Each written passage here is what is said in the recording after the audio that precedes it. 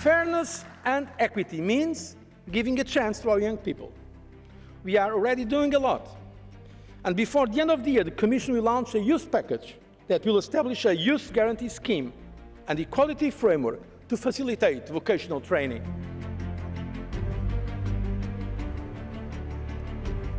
We must complete the economic and monetary union. We must create a banking union and a fiscal union and the corresponding institutional and political mechanisms. Today, the Commission is presenting legislative proposals for a single European supervisory mechanism for the Eurozone. This is the stepping stone to the banking union.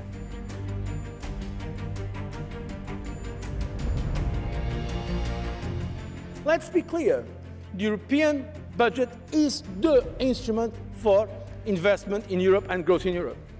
The Commission and this Parliament, indeed all pro-European forces, because most of the Member States support our proposal, must now stand together in support of the right multi-annual financial framework that will take us to 2020. It will give a great boost to their economies, their regions, their researchers, their students, their young people who seek employment, or their SMEs.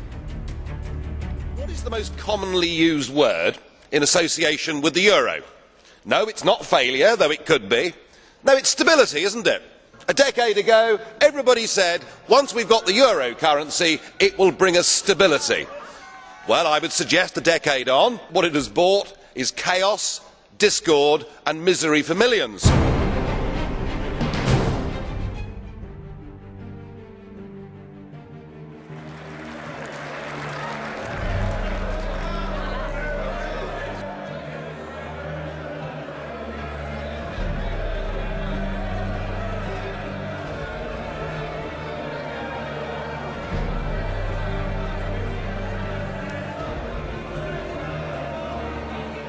Strasbourg in December, and since that time, under Rule 147 of our revered Rules of Procedure, you have called before you 13 members of this Parliament to face disciplinary action.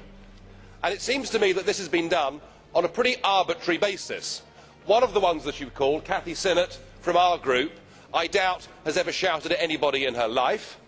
Another one of the members that you called to appear before the headmaster's study, an Austrian member, was actually in Frankfurt on the day, so he must have one hell of a voice, mustn't he? And I ask, why only 13? There were about 80 of us involved in these so-called disturbances. In fact, you named me yourself in the Conference of Presidents as being one of the causes of the trouble, so why am I not being punished? I'm Spartacus. I'm Spartacus. Oh my, I'm Spartacus.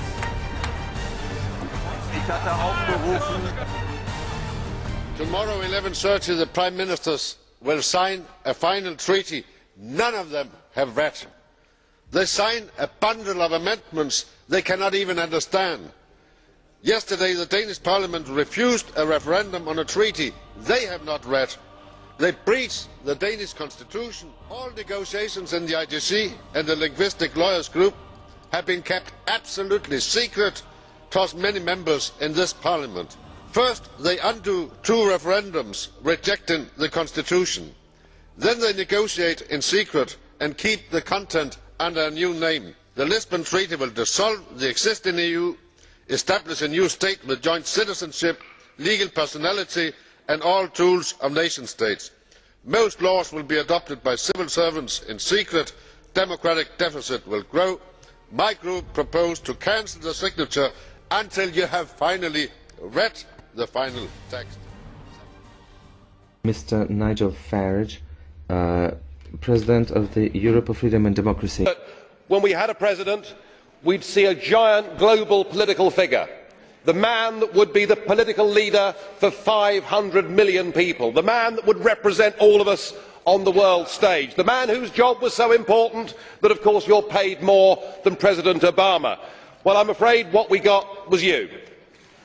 And I'm sorry, but after that performance earlier that you gave, and I don't want to be rude, but you know, really, you have the charisma of a damp rag and the appearance of a low-grade bank clerk.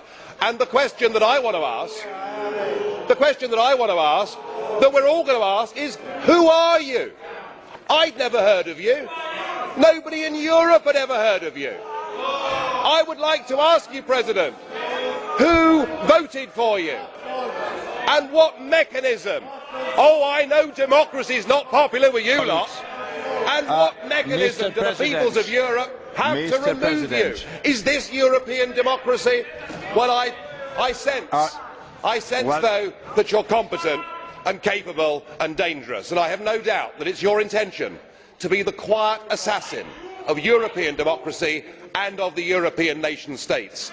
You appear to have a loathing for the very concept of the existence of nation states. Perhaps that's because you come from Belgium, which of course is pretty much a non-country. But since you took over, we've seen Greece reduced to nothing more than a protectorate.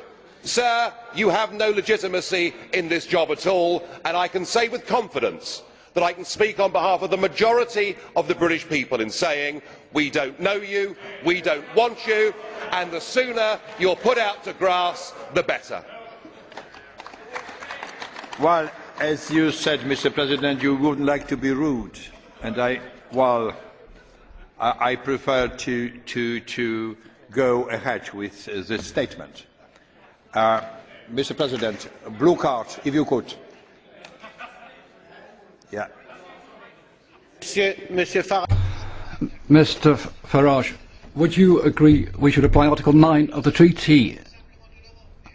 You can leave Europe by... The floor is yours.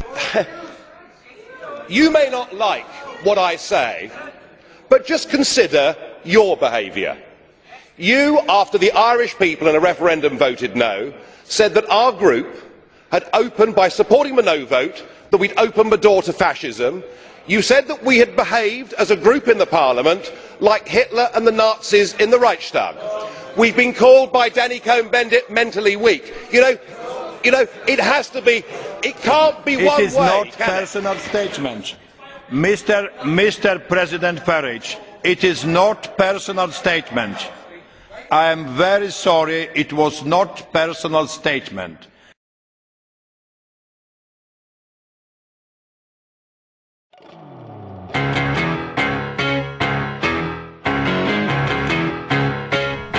Tonight's top EU stories from the UKIP website include: EU unveils plans to clamp down on shadow banking, Brussels plan to control our army, MEPs call for new EU military headquarters, Ivan Rogers appointed Britain's ambassador to the EU, and European Parliament members call for rewrite of defence priorities, plus European Union continuing to struggle in fight to reduce VAT fraud. I'm Rick Timmis, and this is the Unit Nightly News.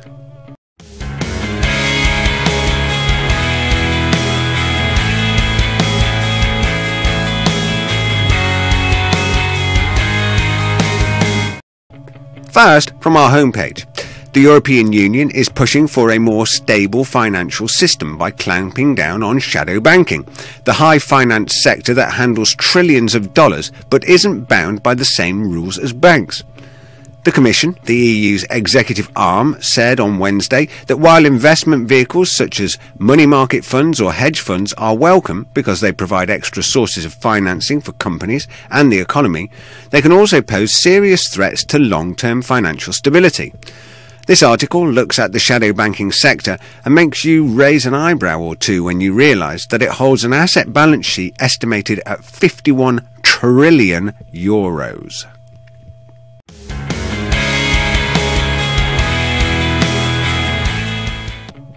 The European Parliament's majority group of MEPs called for a new headquarters that would direct major civilian and military crisis operations. The European People's Party said governments have to start building standby forces under Union command, a move branded as the latest drift towards federalism by the UK Independence Party. Branded adrift.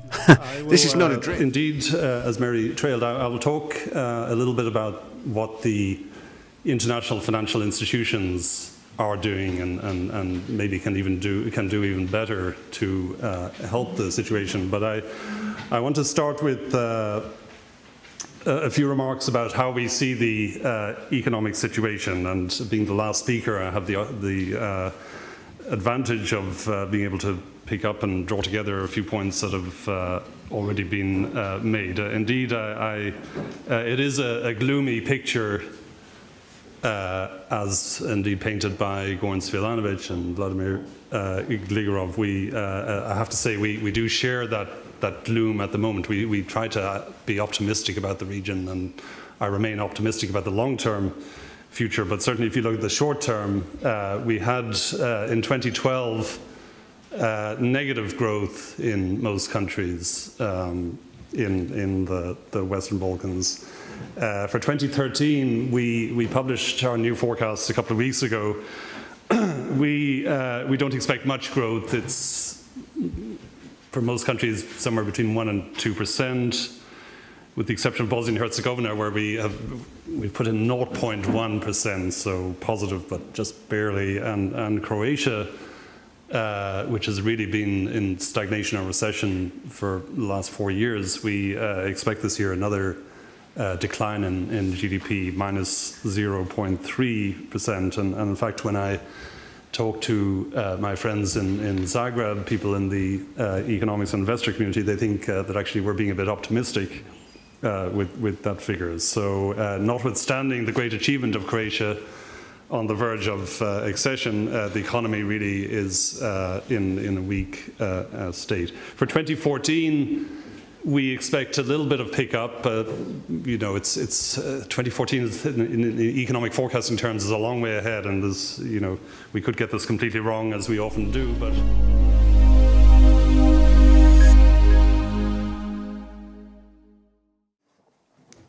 So just to briefly give you an overview of what I will cover today, and I suppose very much I'm going to focus on where we find ourselves now in Ireland, the economic circumstances we find ourselves in, and I'm going to outline for you the strategy we have in place to tackle our current economic difficulties, and just provide you with some information on the progress we feel we have made and the outstanding challenges that we still have to address. So just by way of context, and I'm just going to, take you back a little bit here and just trace the evolution of the Irish economy over the last number of decades.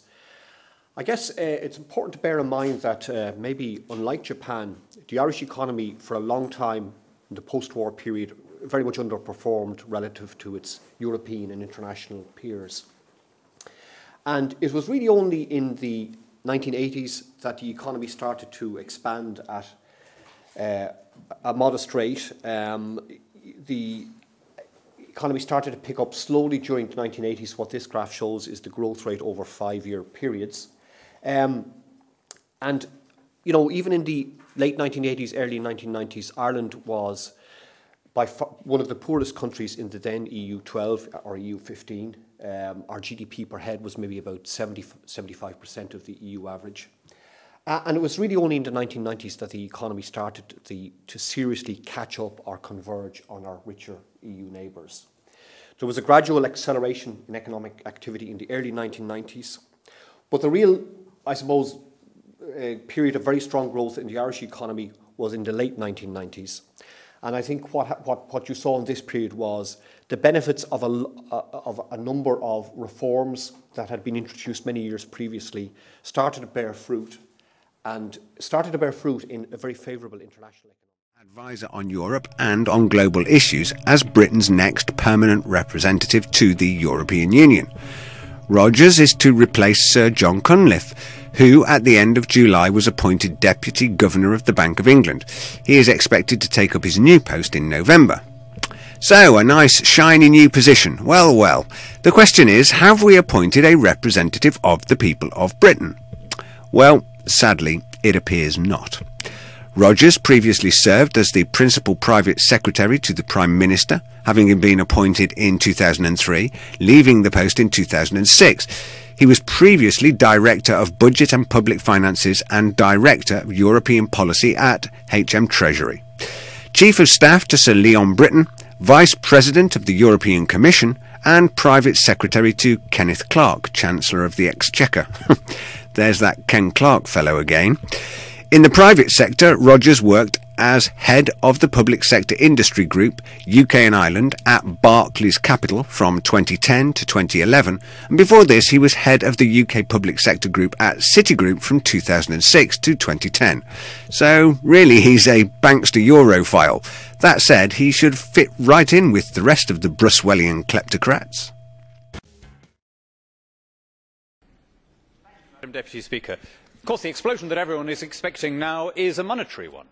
Journalists and observers love to portray things in dramatic terms, so we're given a choice between solving the euro crisis or some blast that will explode it. There is of course a third, and it seems to me likelier option, which is that we just carry on getting gradually poorer, as most of our constituents have been doing these past 2 or 3 years. We are condemning people to wretchedness and squalor and emigration because we're not allowing countries to price their way back into the market and adjust their monetary policy to their own needs.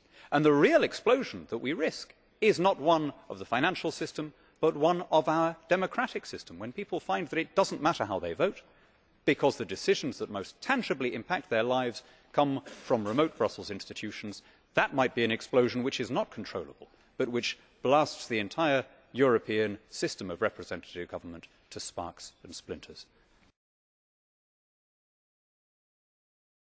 Remind me how many elected representatives you have in Scotland? Absolutely none, but rather more than the BBC do. And, you know, we could have had this interview in England a couple of years, although I wouldn't have met with such hatred as I'm getting from your questions, and frankly, I've had enough of this interview. Goodbye. Well, let's talk to Nigel Farage on the line now from Edinburgh. So you're still in Scotland? Yes, I am. And hanging up this morning on Good Morning Scotland, do you regret that at all? Oh, no. I mean, absolutely from the start, all the way through that interview, it was insulting, unpleasant, and virtually condoning the behaviour that we saw on the streets of Edinburgh yesterday. I must say I wasn't very impressed with it. But unfortunately, that is the way that Scottish politics has been for a very long time now. All debate is suppressed and closed down. I think that Scotland has been sold a pup, the SNP. The idea that Scotland can be independent and yet stay part of the European Union is complete and utter nonsense. You cannot be an independent state and be part of the European Union, and there should be a proper EU debate in Scotland, just as we're having in England. There are many aspects of Scottish life, fisheries, farming, many areas that have been detrimentally affected by being part of the EU, and we would like to discuss that. And the SNP, or the extremes of the SNP, are so scared of that argument that effectively... Co-President of the Europe of Freedom and Democracy, Nigel Farage. The floor is yours. Well, here we are, on the edge of a financial and social disaster, and in the room today we have the four men who were supposed to be responsible. And yet we've listened to the dullest, most technocratic speeches I've ever heard. You are all in denial. By any objective measure, the euro is a failure. And who is actually responsible? And who's in charge out of you lot? Well, of course, the answer is none of you, because none of you have been elected, none of you actually have any democratic legitimacy for the roles that you currently hold within this crisis. And into this vacuum, albeit reluctantly, has stepped Angela Merkel. And we are now living in a German-dominated Europe. Something that the European project was actually supposed to stop. Something that those that went before us actually paid a heavy price in blood to prevent. I don't want to live in a German-dominated Europe, and nor do the citizens of Europe. But you guys have played a role, because when Mr Papandreou got up and used the word referendum, or Mr Rehn, you described it as a breach of confidence, and your friends here got together like a pack of hyenas, rounded on Papandreou, had him removed and replaced by a puppet government. What an absolutely disgusting spectacle that was. And not satisfied with that, you decided that Berlusconi had to go. So he was removed and replaced by Mr Monti, a former European Commissioner, a fellow architect of this Euro disaster, and a man who wasn't even a member of the Parliament. It's getting like an Agatha Christie novel, where we're trying to sort of work out who's the next person that's going to be bumped off. The difference is we know who the villains are. You should all be held accountable for what you've done. You should all be fired. And I have to say, Mr Van Rompuy, 18 months ago when we first met, I was wrong about you. I said you'd be the quiet assassin of nation-state democracy, but you're not anymore. You're rather noisy about it, aren't you? You, an unelected man, went to Italy and said this is not the time for elections, but the time for actions. What in God's name gives you the right to say that to the Italian people? Thank you. The next speaker, colleague Philip Claes. Ja, dank u. Thank you very much, President. If one part of community policy, then you need more community policy. That is the axiom, the dog.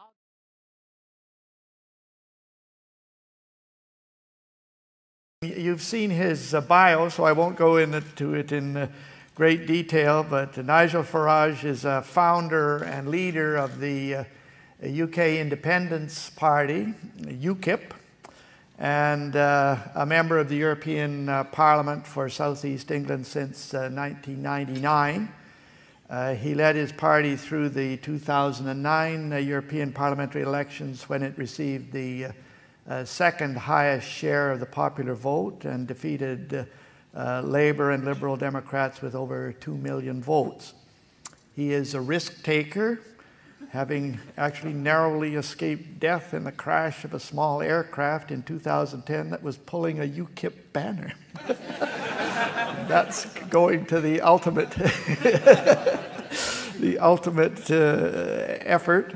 He is a libertarian and, of course, a Europe skeptic who has strongly advocated that Britain exit from the European Union. According to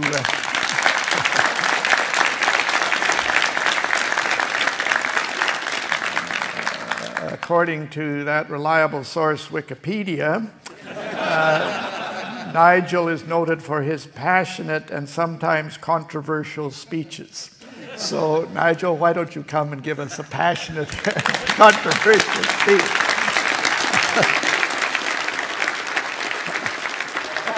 It's a lovely introduction. Thank you very much. Really good.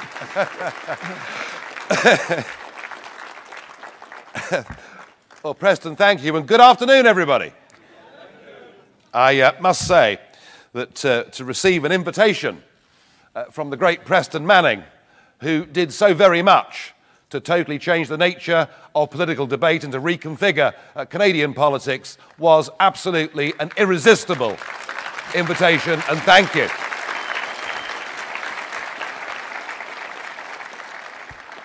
And to be asked to share a platform with John Howard, who did so much to make Australia a really great, global, proud country, even if we beat them at cricket these days.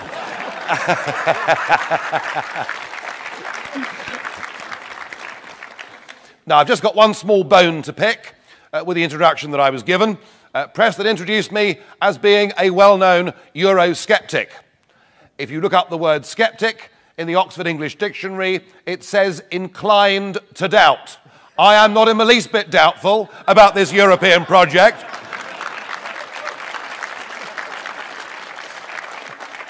I am absolutely, wholly and viscerally opposed to the direction in which this European project is moving, and here's why. Here's why. The attempt... Now, Mr. Farage. Thank you. Well, there's a great degree of unity here this morning. A common enemy, rich people, successful companies, evading tax, which of course is a problem. Avoiding tax, which is not illegal, but it gives this whole chamber this morning a high moral tone. And as Mr Barroso says, it's all about the perception of fairness. Because there is the added bonus, of course, that it drives a wedge between the United Kingdom and the Channel Islands, the Isle of Man and the Caymans. But before we declare our virtues, perhaps we ought to look just a little bit closer to home, and I hope that the taxpayers all over Europe listen to this. if we look at the officials that work for the European Commission and work for the European Parliament, the highest category are people that earn a net take-home pay of just over £100,000 a year. And yet, under EU rules, they pay tax of 12%. It's tax fraud on an absolutely massive scale, and Mr Barroso, I would say to you that how can that be deemed to be fair? How can people out there struggling, the 16 million unemployed in the Eurozone, how can they look at these institutions, not only paying people vast sums of money, but allowing them tax and also, of course, pension benefits on a scale not seen anywhere else in the world? So I suggest we have a bit less of this high moral tone. And what have these officials given us? Well, they were the architects of the euro, which is a complete disaster. Their obsession with global warming, which chimes very strongly here, means we are despoiling our landscapes and seascapes with these disgusting wind turbines and driving up energy prices. But never let it be said that I can't acknowledge success when I see it, and I am sure the citizens of Europe will all clap and cheer loudly that the grave mortal danger of olive oil in dipping bowls has been removed by the officials. Well done, everybody. Mr Farage has the floor. Years ago, Mrs Thatcher recognised the truth behind the European project. She saw that it was about taking away democracy from nation states and handing that power to largely unaccountable people. Knowing as she did that the euro would not work, she saw that this was a very dangerous design.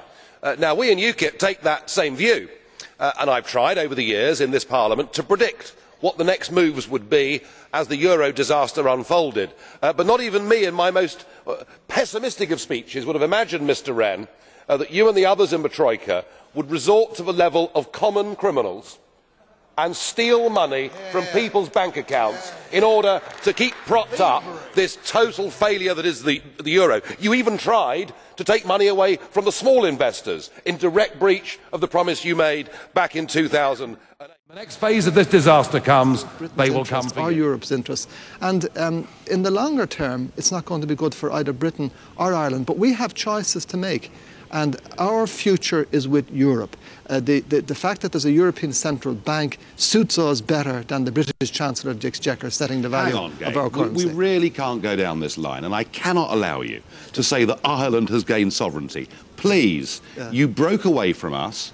You had a few brief decades of independence, of running your own affairs, having your own parliament that was sovereign, making your own decisions. You are now a province of a European superstate. You are a small country. You are powerless because the Franco-German pact runs this thing. And to think that the Irish budget was actually seen and debated in the Bundestag before it came to Bedoyle shows what you've been reduced to. And if you argue that a few Irishmen have taken highly paid jobs in Brussels, that somehow that gives your country power, it's nonsense. You've been reduced to nothing, and we've seen in Greece and in Italy that these bully boys in Brussels are prepared to get rid of democratically elected governments and to replace them with their henchmen. Well, you can make an argument that economically it may be in your interest. Farage from Europe of Freedom and Democracy. Today, and during your speech, Mr Barroso, there was an all-pervading sense of gloom. And I saw for the first time even your own supporters shaking their heads. They don't believe in what you're saying. The European people don't believe in what you're saying. And I don't really think even you now believe in what you're saying. Because we all know that Greece is going to default. The end game for Greece is near. And you can't say you weren't warned. You were told that the treaties were fatally flawed. You were all told that Greece should never have joined the euro. And when I stood up here 5 years ago and talked about Greek bond spreads, you treated me with such utter derision, it was as if I'd been let out of the local lunatic asylum. No, you've been warned all the way through. So now what you've got is economic governance. And everybody here in this front row supports more European economic governance. What is European economic governance? I'll tell you what it is. It's a plane landing at Athens airport, out of which get an official from the Commission, an official from the European Central Bank, and an official for the appalling IMF. And those three people, the Troika you call them, go in, they meet the Greek government, and they tell the Greek government what they may or may not do. You have killed democracy in Greece. You have 3 part-time overseas dictators that now tell the Greek people what they can and can't do. It is totally unacceptable. Is it any wonder that Greek people are now burning EU flags and drawing swastikas across them? You are, frankly, unless Greece is allowed to get out of this economic and political prison, you may well spark a revolution in that country. I suppose there is some good news at least, and that is that in Germany people are waking up. Right up to the President, people are saying all of this represents the death of democracy. None of this can work, and the German people simply will refuse in the end to pay the bill. Your one achievement is you have split Europe between North and South. The Greeks now badmouth the Germans. The Germans badmouth the Greeks. I have one last plea, Mr Barroso. Will you please help Greece? Help her to get her currency back. Help her to reschedule her debts. Help her out of the mess that you have put her into. Your policies have failed. Stand up, be a man, admit it.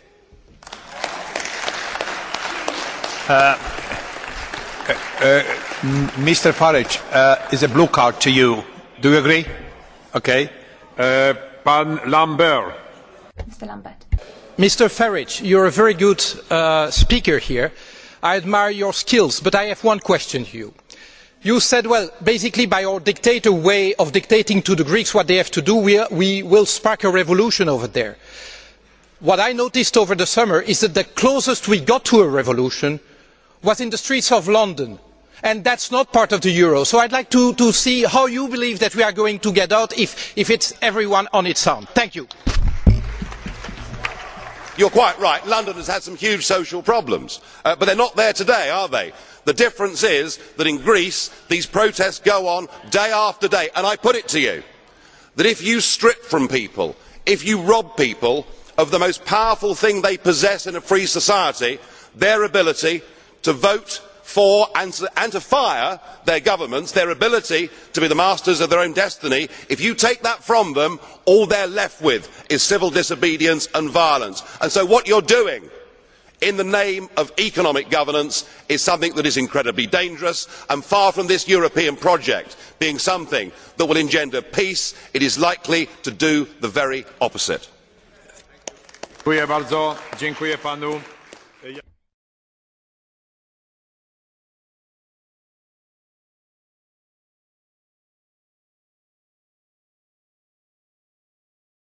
President Farage.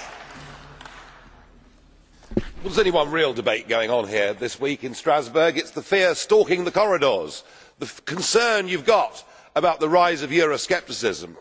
Years ago you were less worried. Few of us here who were Eurosceptic were treated as being mentally ill and sort of patted on the head. But now we're evil populists, we're dangerous, we're going to bring down Western civilization. And it's clear you don't get it. You don't understand why this is happening. Well, let me help you. In 2005, it was the pivotal moment of this project. The French and the Dutch had said no to the EU constitution. Mr Barroso stood up and said they didn't really vote no, they didn't understand what they were doing. They did. They did. You see, ever since 2005, the real European debate is about identity. And what we're saying, large numbers of us from every single EU member state, is we don't want that flag. We don't want the anthem that you all stood so ramrod straight for yesterday. We don't want EU passports. We don't want political union. And if you think about it, there's nothing extreme about that position. There's nothing right-wing about that position. There's nothing left-wing, indeed, about that position. It is a normal, sensible assertion of identity. Because what we're saying on our side of the argument, well, you see, you can scream and shout all you like, which really rather proves to me why you're going to do so badly in the European elections next year. Because you're not listening. We want to live and work and breathe in a Europe of nation-state democracy. We want to trade together. We want to cooperate together. We're happy to agree sensible common minimum standards. And yes, we want to control our own borders. which is the rational, logical and sensible thing for any nation state to do. We are not against immigration, we are not against immigrants, we believe there needs to be a degree of control. And that is the message that is picking up support right across this continent. And I genuinely think that there is an opportunity for an electoral earthquake to happen in the European elections next year, with a large number of people from all sides of this House come with a nation state agenda, who will come saying, let's have a Europe, as de Gaulle might have said, of the patrie, let's not have a Europe of political union. And you can abuse us all you like, but what we stand for is fair, principled and democratic. Thank you.